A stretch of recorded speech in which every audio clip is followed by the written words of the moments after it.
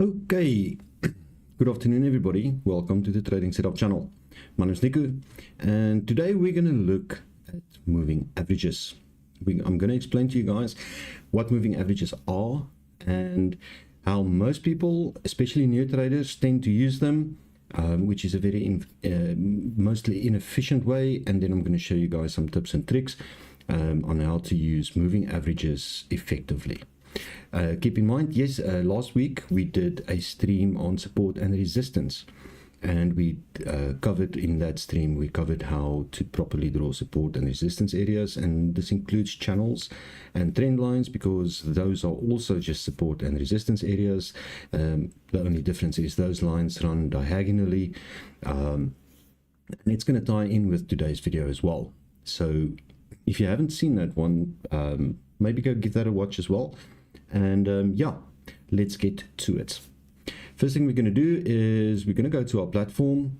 I've got a blank chart in front of me, and first thing we're going to discuss is what moving averages actually are.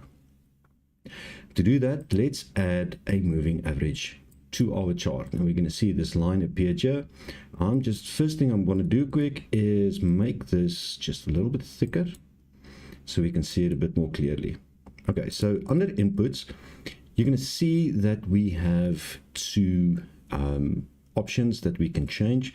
First one is the period, and second one then is the type of moving average. And you get different types. This is a simple moving average, weighted moving average, exponential moving average, etc. These are calculated on the close of the candle. So what does a moving average show us?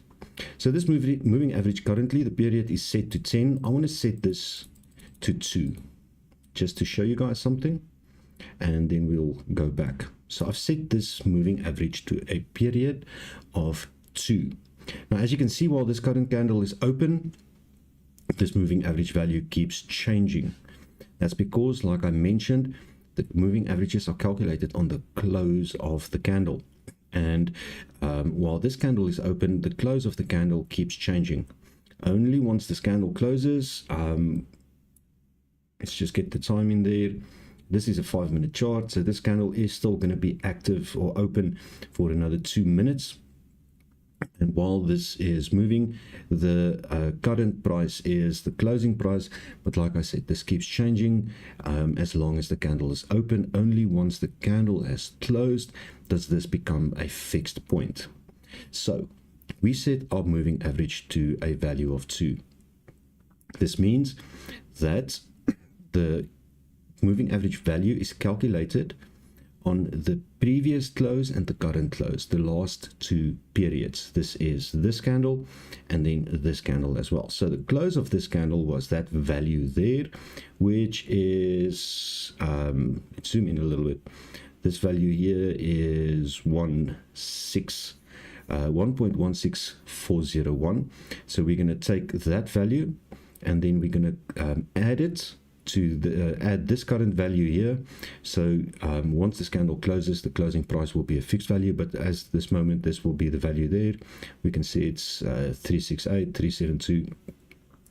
We add those two together and we divide it by 2, and that's going to be the value of the moving average. It's the average of the last 2 candles because we set our period to 2. If we change this period to 10, for example, this value now becomes the average of the last 10 candles closing price. Okay, so this value here will be this close, this close, this close. That's 3, 4, 5, 6, 7, 8, 9 and 10. So those are the closing prices. So the last 10 candles, all those values are added together and then divided by 10. It's that simple. And then that value there will, the resulting value will then be the plot value for our moving average. It's that simple. That's what moving averages are. So now that we understand what moving averages are, let's have a quick look at one of the ways that especially new traders want to use moving averages, which is, in my opinion, a very, very inefficient way to use them. But I'm going to show you guys what it is. For that, we're going to need to add a second moving average. So let's add another one. We're going to change this one. Let's make it a little bit thinner. We're going to change this one because this is a very popular number combination that I encountered when I first started trading like 26, 27 years ago. This was something that was very popular, and I still see people use it today. So we have this, they call it the 721 crossover. Let's just change this value or this color here so we can see them better, and the 721. So this means we have moving averages of the light blue moving average. The cyan moving average is going to be a 7-period moving average, and then your green one here is a 20-period moving average. And so what a lot of people try to do, especially new traders, they want to trade the crossovers of the moving averages. Now you need to understand that a moving average is a lagging indicator. This means that it's calculated on past values, on historical values, and it doesn't change as price is changing. Okay, so we can see here that price has already started falling quite a bit, even before the moving average even started turning. We had a massive pullback while the moving average was still showing that the average price, the last 7 candles showed an upwards or an increase. The value of the average value of the last 7 candles were increasing all the while price was actually already busy falling. So like I said, a lot of new traders especially try to trade the crossovers of these. So this will be considered a bearish crossover because the fast moving average crossed below the slow moving average. 7 in this case is fast, and in this case the 21 is a slow one. But we can see this presents us with a problem, because at the moment that this crosses over, when we get our actual sell signal, or supposed to get a sell signal, we can see that at this point the price started pushing back. Okay, so a lot of people tend to use this, use moving averages in this way, but it is very, very inefficient, and you're going to get often a lot of periods where you get this. Now this is, especially if you are trading the crossovers on a moving average, this is going to be simply impossible to trade. You're going to get, as soon as you open a buy, you're going to have to close it and open a sell again a couple of candles later. So this is a very inefficient way, in my opinion, to trade. But a lot of people seem to like using moving average crossovers. And it doesn't matter what you set these values to. You can use bigger values, smaller values. You're going to get areas where you get one decent trade, and all the other, the next maybe 8 or 10 trades is going to be like this. We're actually going to eat into that profit, quite often into a loss area. Like this is a great example here as well. Even though it pulled apart brilliantly, when you had a buy signal on this candle here, as soon as you eventually got the buy signal, price started turning back already. This would have been a losing trade if you're on Forex, and if you were on, even if you're on options, you were gonna, depending on where you got in, but this would have been a really tough trade. So moving averages, crossovers, in my opinion, is super inefficient. But let me show you guys a much better way to use them, which is actually, I use this throughout the day, every day. So let me show you guys this. I use 3 moving averages when I'm trading, and these are considered the classical moving averages, which is a 50, a 100, and a 200 moving average. So 3 moving averages set to 50, 100, and 200. I've got them on my chart here, and there we go. Okay, so these are the moving averages I like to use. The green one is the 50, the red one is 100, and the blue one is a 200 simple moving average. Now, if we look at this, and this, we get now to the reason why I mentioned last week's video. If you haven't watched the video on support and resistance, I really do suggest you watch that. If you do have a good grasp on support and resistance, no need. But if you don't really understand support and resistance, I suggest you go watch that first. But if we look at the way that price behaves around the moving averages, we start to notice something. We can see that the moving averages at different times, not always, but at different times or at times, these moving averages act as support and resistance areas. We can see that price came down, tested the 100 and got rejected, moved up. Started flirting with the 50 moving average, attempted to break twice, got rejected twice. Eventually broke through, stopped at the 100, came back, and we know when support is broken, it becomes resistance. And often when support is broken, it gets price goes back to that area to test it, and the same for resistance. And we saw that here. Price broke through, came back for a test, got rejected again. Broke through, hit the 200, got rejected, broke through. This was a beautiful false break. Then back up, tested, and started running. So we can see that quite often these three moving averages serves as dynamic support and resistance areas, and that's how I use them. I use them simply for support and resistance, possible support and resistance areas. It doesn't mean that price coming down and hitting one of these lines, it doesn't mean that it will reject and you can start taking buys as soon as it comes hits a moving average as support. And it also doesn't mean that if it's coming from below that you can take a sell. Okay, so it's not guaranteed that we're taking buys and sells here, but there is a way for us to determine. If we look at this, it's quite often we're going to see this. So often we're seeing this on the charts. And it doesn't matter what asset you go to. This is Euro USD. This is the real one. It does not matter which asset we go to. We're going to constantly see price behaving this way. Broken, retest. That was a sloppy retest. Look at that beautiful rejection there. Tested, rejected. And we can see that this price tends to follow, or price does tend to use the moving averages as support and resistance areas. But like I mentioned, we cannot hit, simply take a trade as soon as price hits one of these. Because quite often, just as often as it's going to be used, just as often as price will use a moving average as a support or resistance, as often it will not use it. Okay, so we cannot simply take a trade just because price hit the line. But there is ways we can filter it, and let me show you. I'm going to show you two ways, two indicators we're going to add to our chart separately. You can use either one, or you can use both, depending on how familiar you are with them. But I'm going to show you my two favorites. There are others as well, and you can play around with different indicators and see if you can come up with something that really works for you or stands out for you. But I'm going to show you my two favorite indicators that we're going to do, that we're going to use for this. So the first one we're going to look at is the RSI. Here we have an RSI, the way most people know it. We have our oversold, overbought, and our RSI running in between. I do not use the RSI this way. So what I'm going to do is I'm going to make some visual changes quick.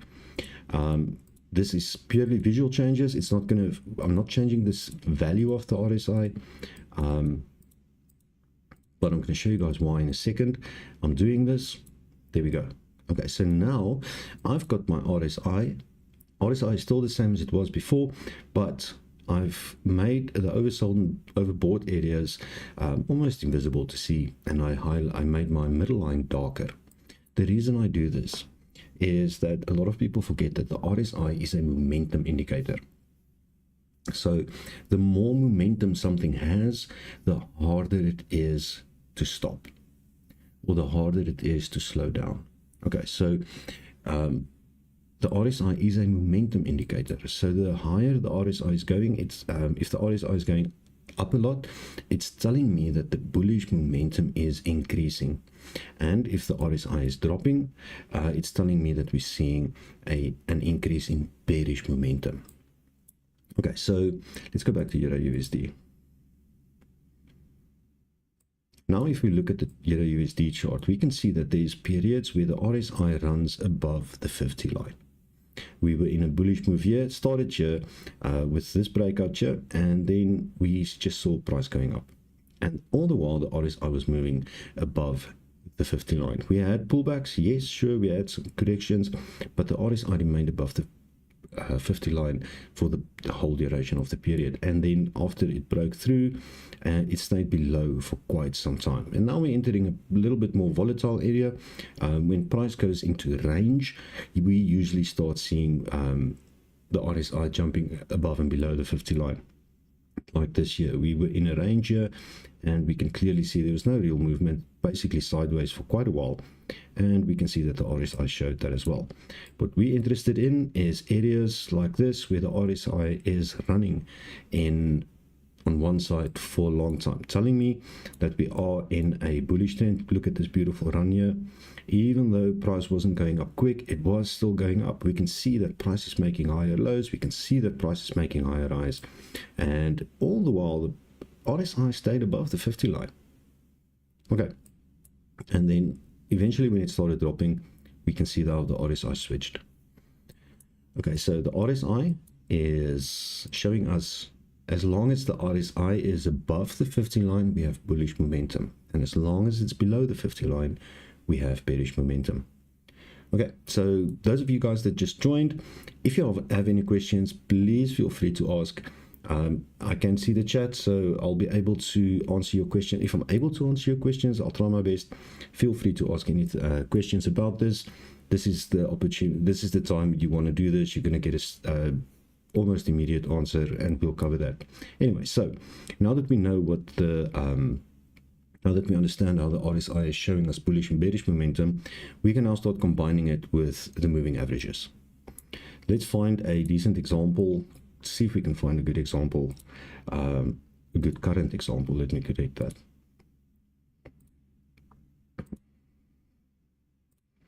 So what we want to look for is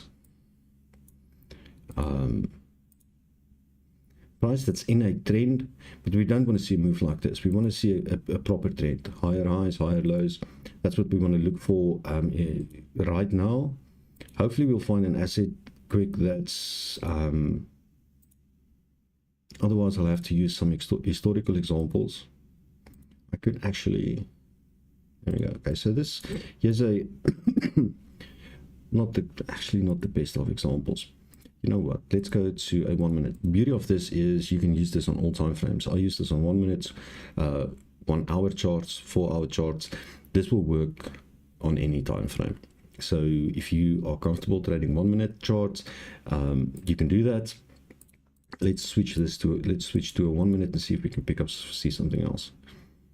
The 1 minutes tend to be a bit more sloppy though, so you'll need to adjust for that.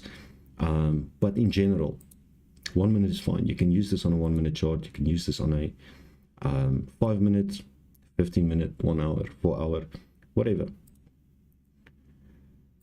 Okay, so we're not seeing decent examples at this moment, so I'll have to look at a few historical examples.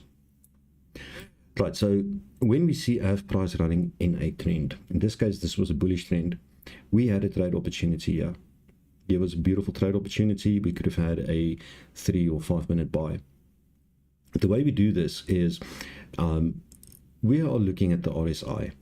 So while price is running above this moving average here, and it doesn't necessarily have to be the 51, it's only in this case it was the 50, but while price is running like this, we want to look for these tests of the 50 line and then the rejections. Now I would have taken a trade here because we did dip just below the 50 line on the RSI, but we pulled back almost immediately, and this pullback occurred right on the rejection of the moving average, or right after rejection of the support. Okay, because remember, we're using the moving averages as dynamic support and resistance areas. Dynamic meaning it's changing, it's not a fixed line that we draw in and we can't move it. This value is changing all the time, so it's a dynamic value. Okay, but we had a beautiful trade opportunity here. This is how I use moving averages. If there's a better way out there, I would love for somebody to tell me. But as I said, for me, especially if you like, especially for options, if you're trading crossovers like this, this is a beautiful crossover. Absolutely not going to argue that. But these happen they don't happen often. And you have the problem of the fake crossovers here. When price goes becomes a little bit more volatile or goes into range, you're going to have a ton of crossovers next to each other, or right after each other, and this is almost impossible to trade. So for every move there's going to be 10 or 15 moves that's going to take back the profit you made on the good move almost straight away. But using the support, using the moving averages as dynamic support and resistance, very efficient, super efficient. Let's see if we can pick up one or maybe different one or two other examples, and hopefully we'll come across a decent example while we're doing this video, so we might take a trade.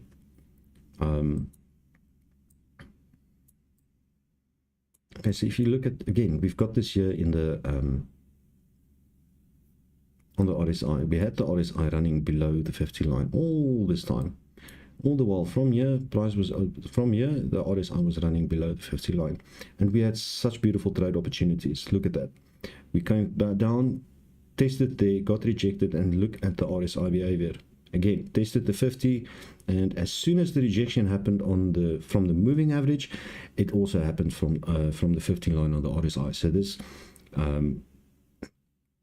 tells me that after this rejection takes place, it tells me that the bearish momentum is still being maintained. We still have bearish momentum, and when we have bearish momentum, we want to sell. Okay, so sell opportunity there. You could have taken a sell trade on any one of these two red candles here, for whatever time period. We are on 1 minute. So if you took a 3 minute, 5 minute, 15 minute trade, although 15 minutes might be a bit too long, but if you did on this, you were in the money, and you just needed to wait a bit. This was a test, but not a pretty one, but kind of still valid. But here was another trade opportunity.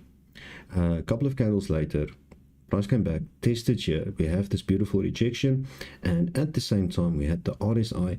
It just jumped through the 50 line and immediately came back down, and it happened right on the moving average. Sell opportunity for us there as well. So you could have taken a sell trade on that candle or that candle for, excuse me, 1 minute, 2 minute, 3 minute, 4 minute, 5 minute expiries. Doesn't matter.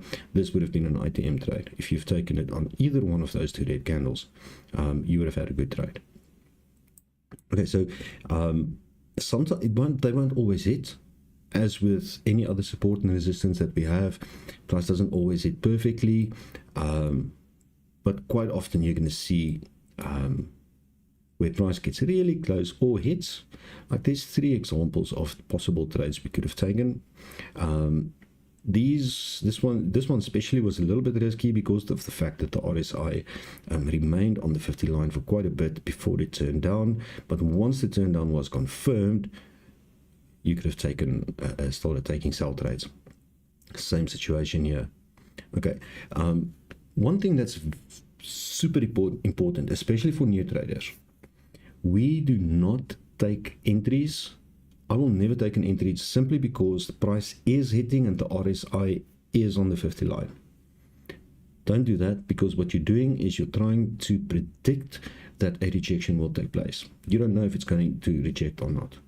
There's no rule that says it must. So you don't know. Wait for the rejection to take place. Our trade on this, for example, our entry was not on this candle here. It was not here. It was on the close of this candle or the close of this candle. That's where the entry was, not on this candle. So this is a mistake a lot of people make. They try to predict that something is going to happen, and you will, if you try to do that, you are going to find out real soon that you're going to have a bad time if you try to predict that, especially with support. When it comes to support and resistance, if you start taking trades as soon as price hits support or hits resistance, and you immediately start taking trades, you're going to have a bad time, because a lot of the time it's simply going to break through the support or break through the resistance. There's no rule that says it must reject.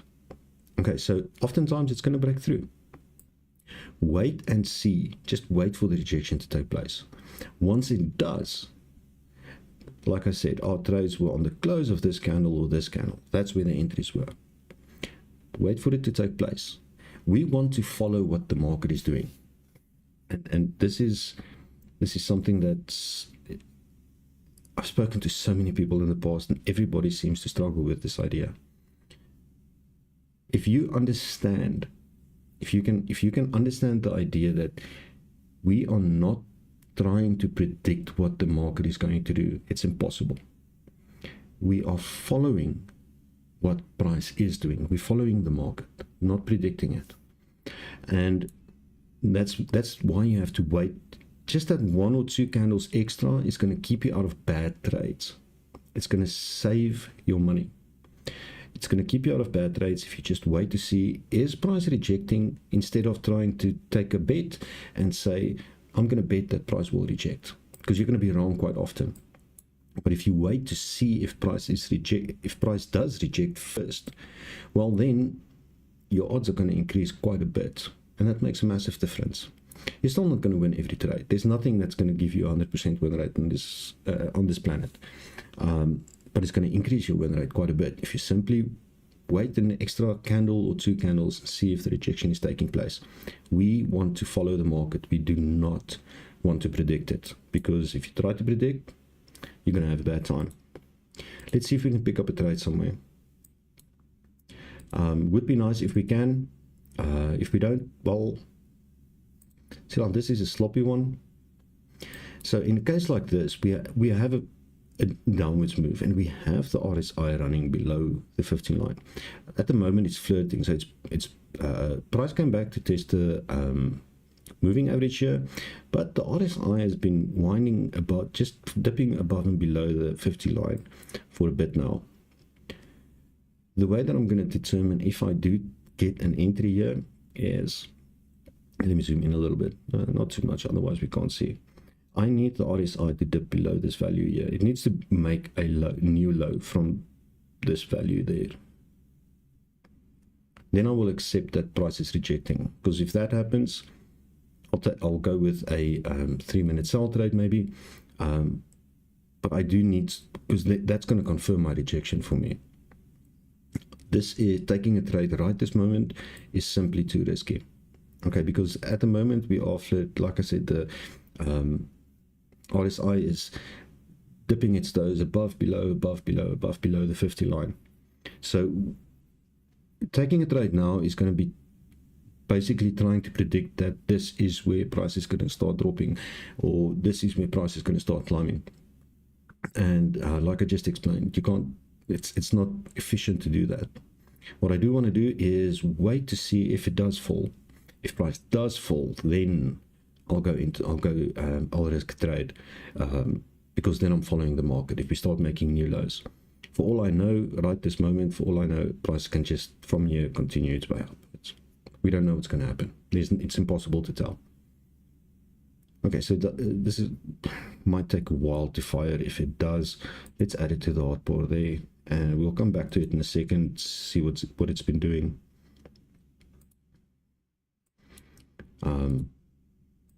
I would really like to find an entry, see if we can get a trade. Would be great to do an example of what a good trade looks like, but market doesn't always give that to us.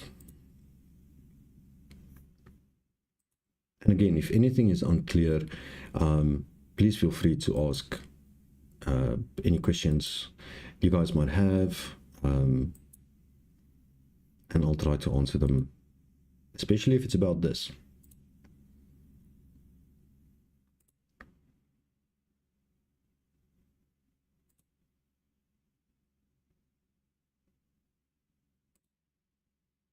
So all the assets we're seeing right now has given us good entries just a short while ago, but at the moment is not ideal.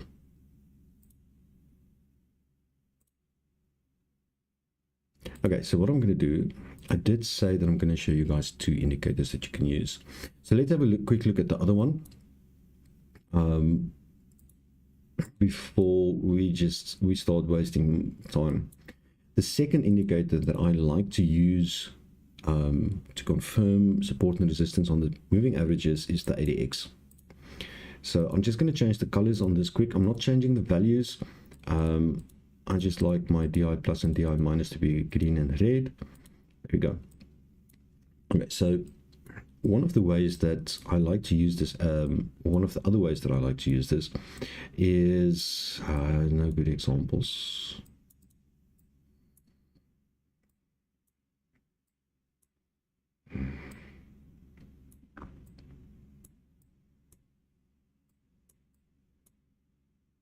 Of course, there won't be any good examples on this asset.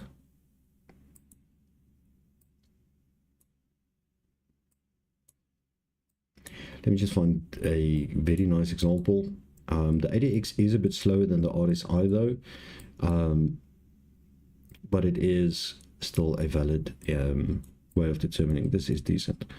Okay, so the ADX consists of three lines. It's the DI plus, DI minus, and the ADX. In this case here, on this chart, the DI minus is the red line you see here, the DI plus is the green line you see, and then the ADX itself is the yellow line we see here.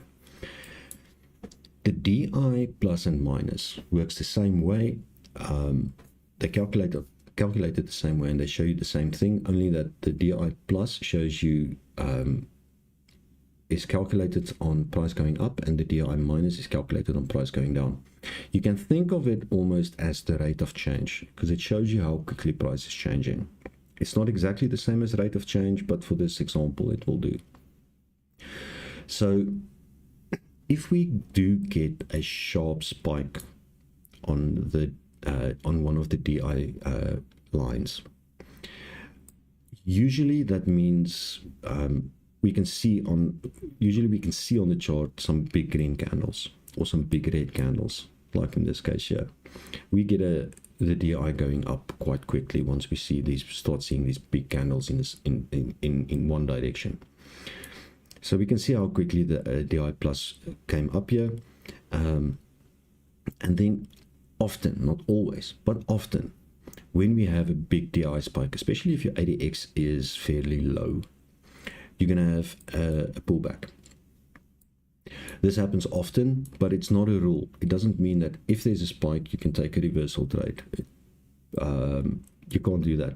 But quite often you will notice that these take place on the support or on the resistance. So if price is going up and you get a sharp downwards move and it stops on one of the moving averages and starts turning back, and if then your DI has spiked as well, there's a very good chance that it's going to pull back. We can see this here. You can see how sharp this came up. If we look at the average height of the DI line, especially in this case the red one, we can see that this one is abnormally high. This DI value is abnormally high compared to, there's nowhere in the screen where it even comes close to this value here. And this happened right on the 200 moving average. And as we can see, price started pulling back. So if we waited for the rejection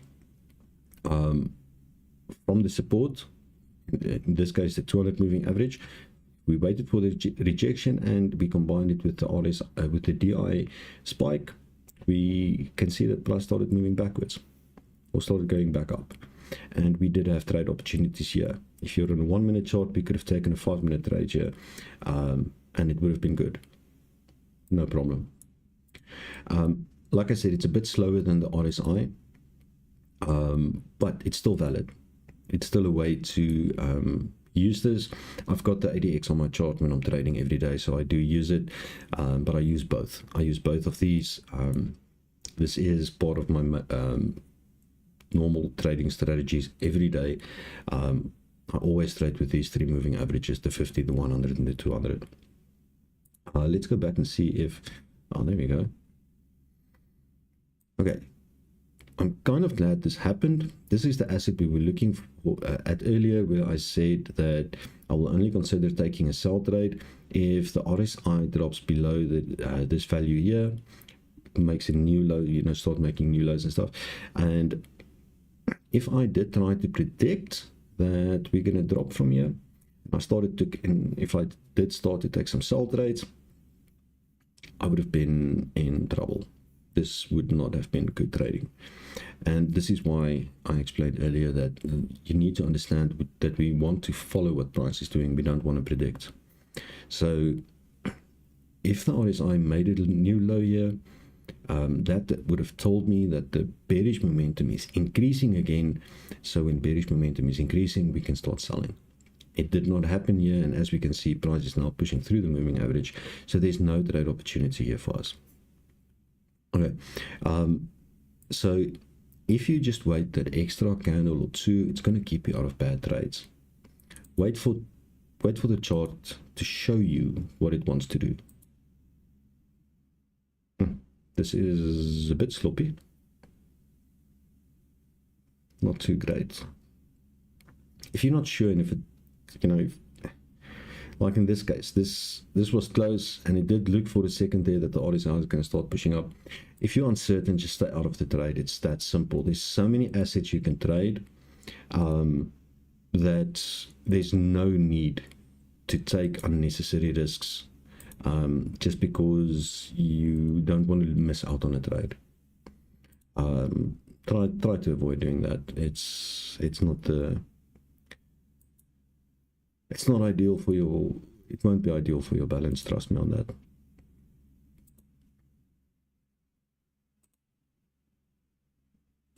Okay, so there are going to be times, as is evident, that you're going to struggle to find some entries, and that's fine. Market goes through cycles. At times you're going to get a lot of entries, at times not, but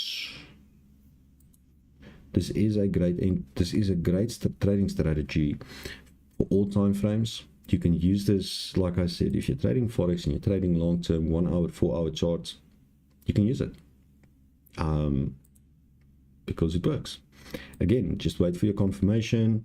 If you're trading on forex, stops maybe just a little bit below the moving average or something like that, and yeah, but wait for the the most important part is to understand that we need to wait for that rejection to take place. We need to wait, because if you're going to try to predict, you're going to learn it real quick. So this is a decent rejection here, although we're not actually moving. Price hasn't been in, or the RSI hasn't been below the 15 line for quite a while. This is not trending. Price is kind of ranging here, so I'm going to be very hesitant to take a trade like this. We want to be in that trend when, if you want to use this. This is a continuation strategy. Continuation strategies works beautifully while price is trending. Reversal strategies works beautifully while price is ranging.